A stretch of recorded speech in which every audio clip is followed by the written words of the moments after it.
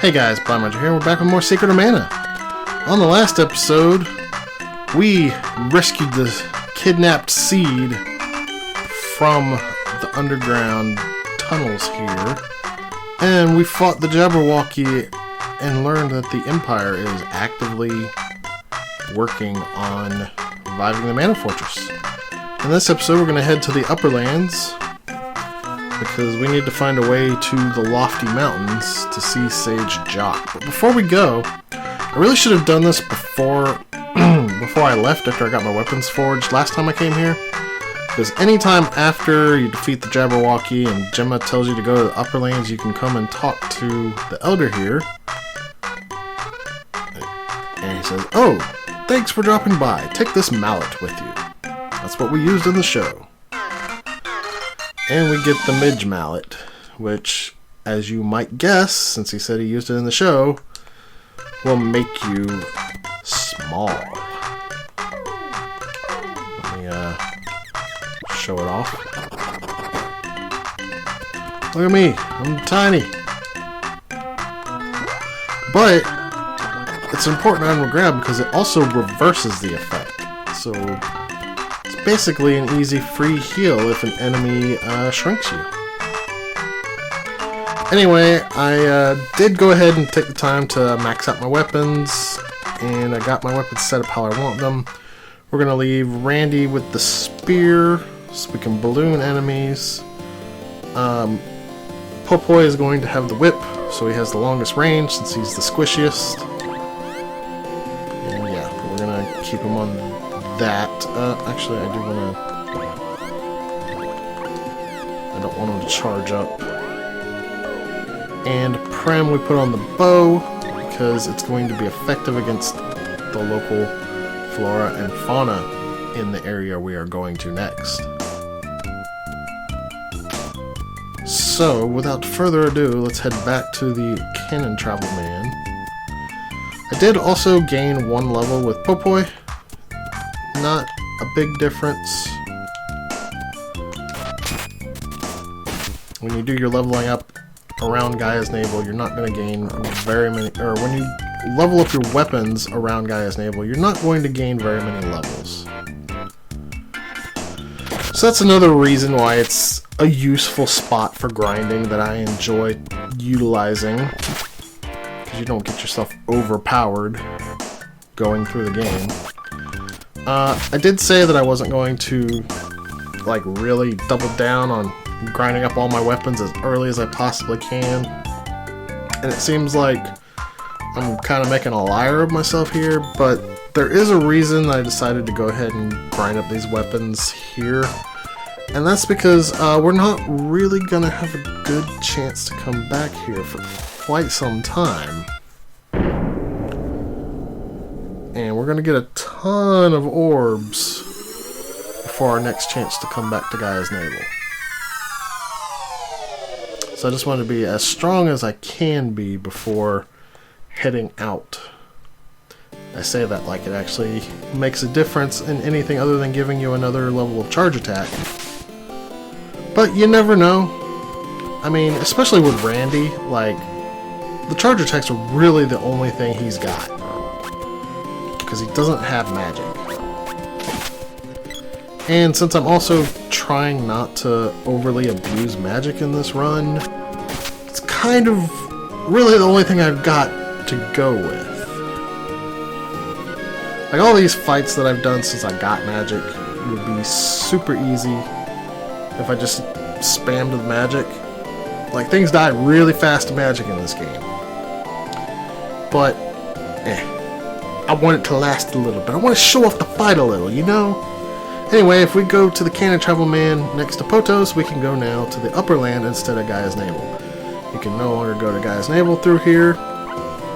So, you either gotta hoof it through Pandora to get back up there, or take the shortcut through the forest by the Water Palace. Let's go ahead and go into the Upper Land. The Upper Land is huge. Reach it by going through the Great Forest. Just slide into the cannon.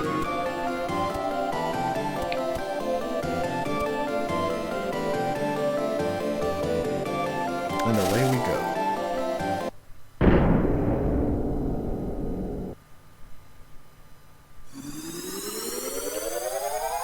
And here is the upper land. It seems really intimidating at first.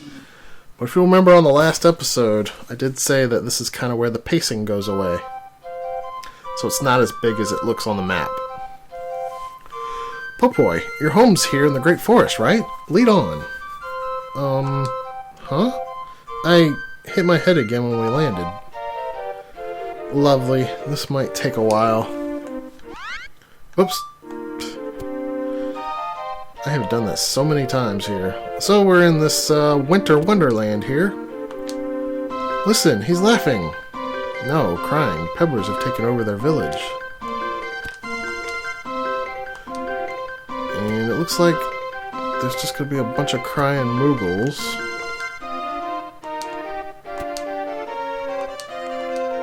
There's a short one too. A little baby moogle.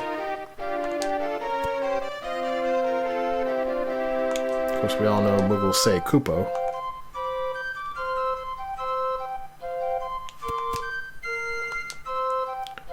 Huh. Well, let's talk to this familiar face. I decided to get out of that hole. Just smell this fresh air. And we can actually forge our weapons here if we want. But I've already forged my weapons, so I don't have anything I need to forge. Anyway, we've got two exits we can take. One to the right and one down. We're going to go down first. And we've got Silk Tails, a recolor of the rabbi. And these things are dangerous, and they can cast magic.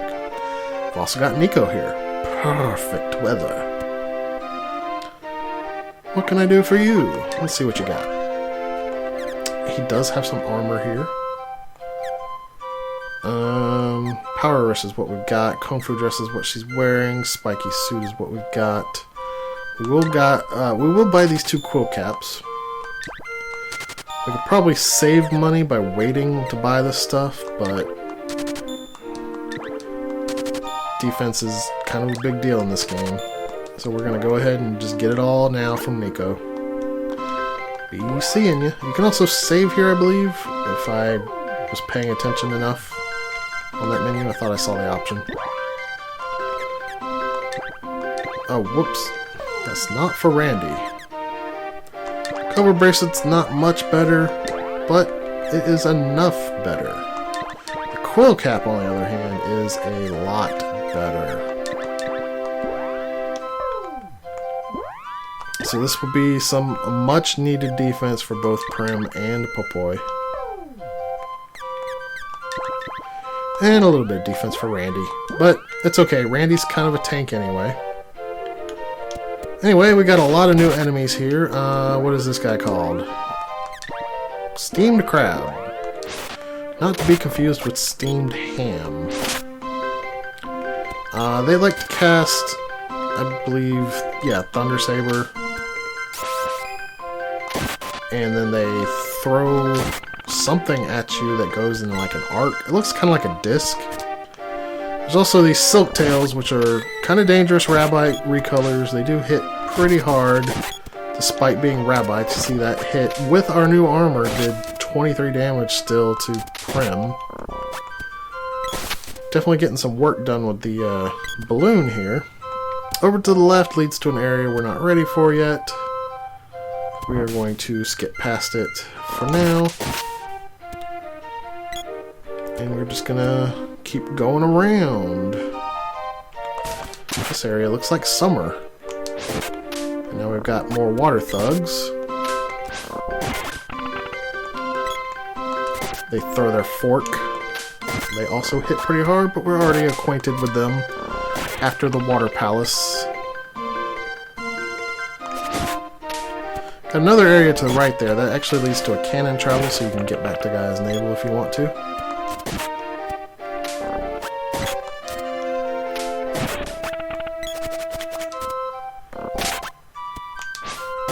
Oh, good. I got the Silk Tail spaced out. What's in the box? Probably a trap.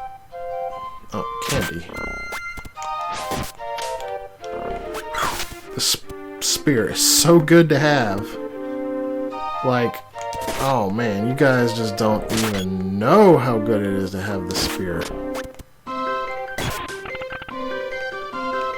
Alright, I think that goes somewhere that I don't...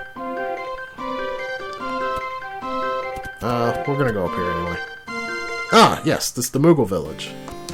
And these are the Pebblers. We have to defeat them so that the Mughals can come back to their home.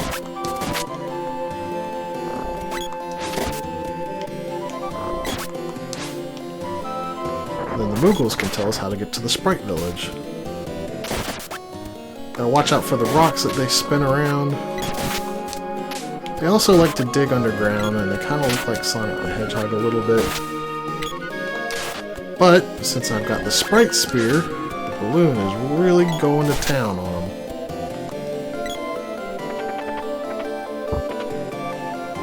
Chocolate won't fit. I think that was all of them. Yep. The Mughals can come back to the village now. Alright. Koopy, Koopapo! Oh, my head. What's wrong? Yippee, I can remember everything! Walk the seasons from spring to winter, spring and again, and we can enter. So that's our clue. If you hadn't figured it out, there are 4 forests here that look very similar, except they look like they're of different seasons. I think talking to every Moogle will give me that clue once again. There is a Moogle that got back there, and I don't know how... Oh.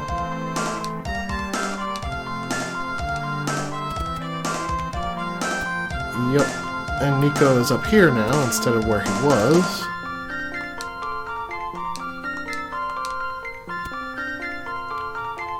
Alright, looks like that's all they're going to say. And we've got some chests here, which I'm sure, as you guessed, is going to be weapons with more orbs. Oh boy, the glove. Definitely do not recommend trying to whip out the glove here. We will go ahead and forge these weapons, but we're not going to be using them just yet. Well, I might use the axe. We'll see what kind of abilities it's got. Alright. Removal Claws. Puts enemies to sleep. That's not bad. And Axe. Increases Constitution by 2 points. Okay, we're not going to be using these right now. I will worry about them later. Alright, so we gotta walk the seasons from spring to winter to spring again. Which means we gotta go left to get back to spring.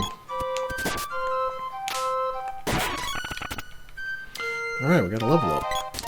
Randy is now 18. He's legal, ladies.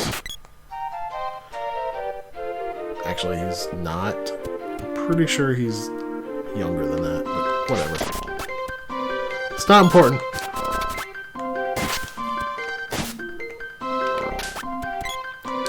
Alright. I don't think we can just walk here and then immediately walk out. I think we do have to come from winter. So that's what I'm going to do. I'm going to go to winter and then come here. So that would be too easy, you know? And I'm only killing the enemies here for survivability. Now that the Mughals are back in their village, winter is filled with enemies. So anyway, here we are, starting in spring from winter. Oh, good. I'm confused. And now I'm not. Confusion reverses your controls in this game. Like, it's kind of a bizarre status effect. This is the first time I ever played a game that actually reversed your controls. I guess now it's pretty common in action games these days to have a detrimental effect that does something like that, but back in the early 90s, this was like new to me. And I think there's actually an option that lets you actually flip your controller. Whoops, that is not what I meant to do.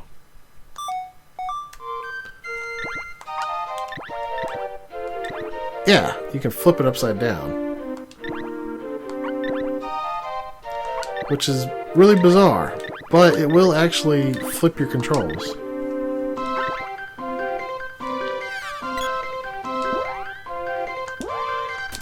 Yeah.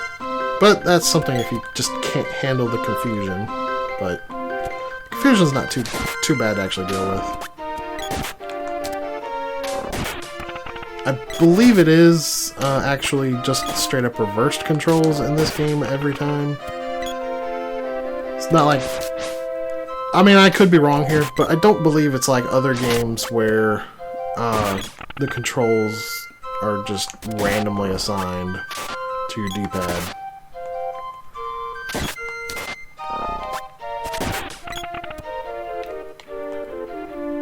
What we got in the chest? Candy won't fit. Alright. Now we move up into fall. Here we've got, I believe, only... Oh wait, never mind. I thought it was only these owls here, which are called Nemesis Owls. They cast confusion on you, so you'll definitely experience it here. Now I'm remembering, one of the things about these forests here is they each have one enemy from the previous area. So, in fall, the enemy is the Nemesis Owl. In spring, it's the Silktail, and in summer, it's the Water Thug. And the Steamed Crab is the primary enemy in winter. Silence, that's the spell that confuses you. It doesn't usually last too long, it just straight up reverses your controls. It's not too terribly difficult to deal with. And here we are once again in winter, and we've got steamed crabs, as I promised. There they are, throwing that disc around.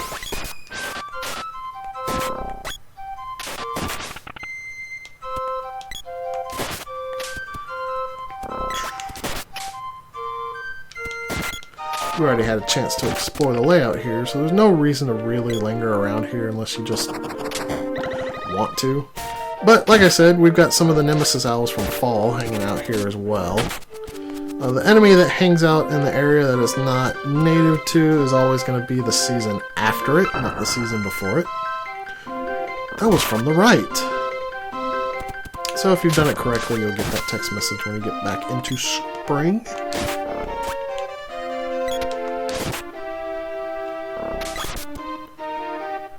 And we can head up here now, where we couldn't before.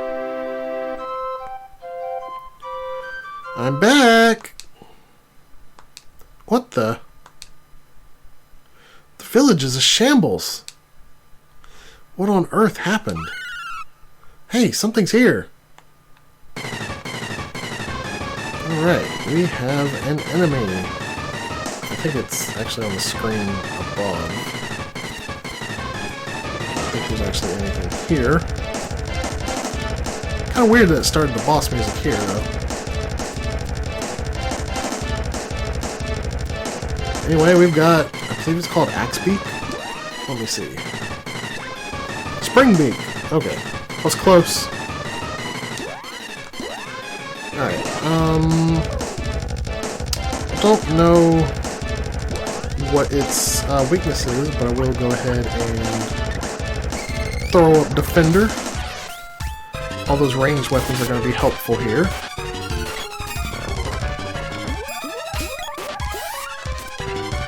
And he can balloon our people, which is no good. I cannot reach him from here. Did my Defender already? See, here's one of the frustrating things. That Prim was ballooned in the middle of the screen, so I could not move the screen around. And there was just nothing I could do about it. Ooh, it's got Thunderbolt. I now know what its weakness is. First, we've got a cure.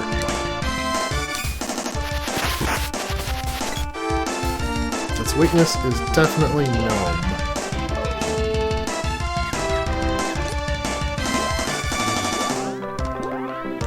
get you curing anyway.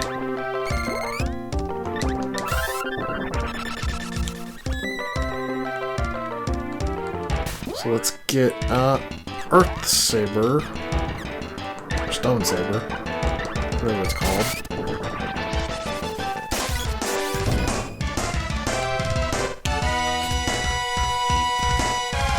Yeah, you can't hit it from the lower level with a melee weapon when it's on the higher level.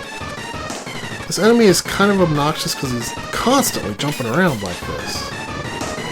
And of course, you don't want to touch his feet because you'll take damage. And you got your partners just all over the place. This battle kind of sucks. This is why you definitely want to use magic. Don't be a fool like me and be like, oh, I'm not going to use magic. This would go so much faster if I used magic.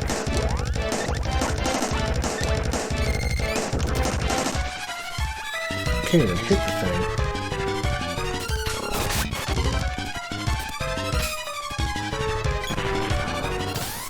That Thunderbolt. Oh man, he used it twice in a row? What is that garbage?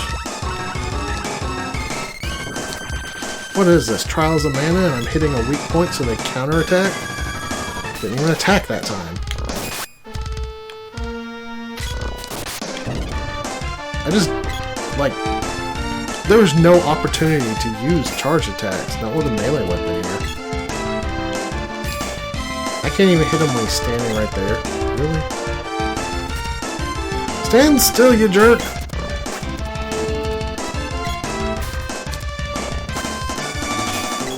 What is the problem here? Do I need to hit him from below? I just can't seem to hit him at all with Randy.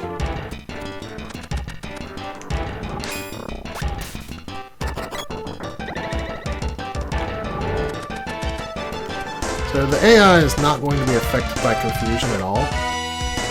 So that's good.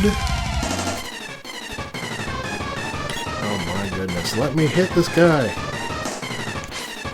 Oh, he's so annoying.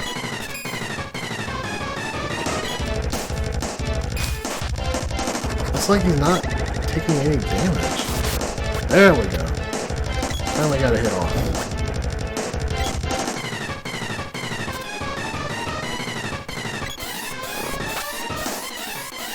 I'm gonna try and get a charge attack off on him. That did not work.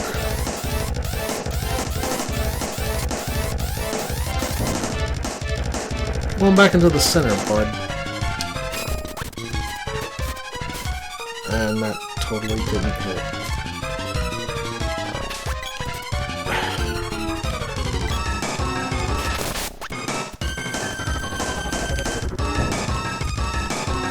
He's not doing anything except jumping around now. I wonder if he's out of MP.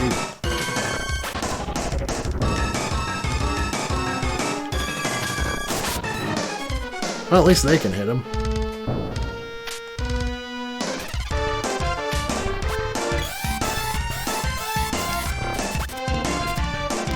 That's another problem with the charge-up attacks. Not only do they take a long time to actually charge up, but they also take quite a while to do the animation.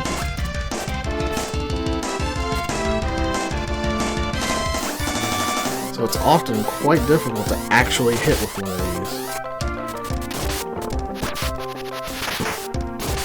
Oh, there's another air blast. And we defeated him. Alright. That was annoying without magic. Just use Boulder on him. Earth Slide, whatever it's called. He dies really fast. Way to go. Got the Boomerang's Orb. And Prim leveled up.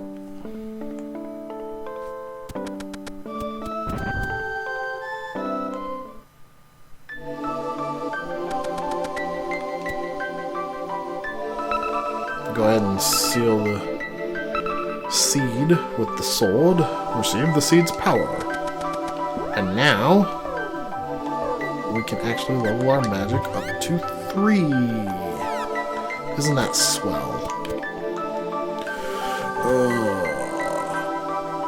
Grandpa! Sounds like... Is that you, little Tank? Grandpa, can't you see me? Empire's men came and undid the windsill. Bright flash stunned me. The others, they're... This is awful. No, they must have escaped. I suppose so. Grandpa! Okay. Tyke! We sprites are a part of mana. That beast couldn't have beat us.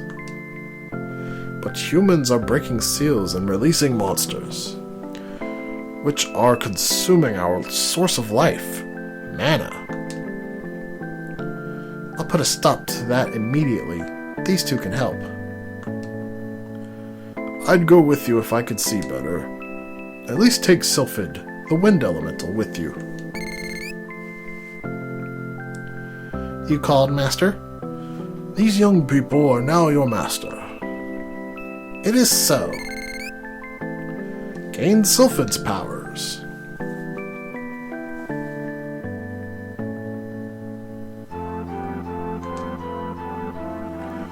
Use Analyzer to learn what magic works on crystal orbs. Use your magic on the orb in this forest to open the way to Matango. It's said a white dragon lives in a cave north of Matango. The dragon can help you. Go now, and worry not about me. Grandpa, everyone, I'll be back soon. Me too. Come back whenever you're tired. Let me fix you up. Shall I save your game? Yes, let's go ahead and save. Take care. Alright, so, this is the ideal place to level up magic at. He doesn't have long-winded speech, he just says, let me fix you up. Well, yeah, if you get in the right place, it just says, let me fix you up. Shall I save the game? And then it just says, take care. So you level up your magic here, you get restored there, and with Popoy you can just step out into the spring and chain some magic on some Silktails, come right back up here. It's not a very far walk, you don't have to go through any enemies to get to it. It's real nice. But I do need to level up Sylphid now, as well as I need to get Undine and Gnome up to level 3, so I'm going to do that in between episodes. Thank you guys for watching. Subscribe to my channel if you're not already, and smash that like button. It really helps me out a lot. Love you guys. That's it for me. Peace.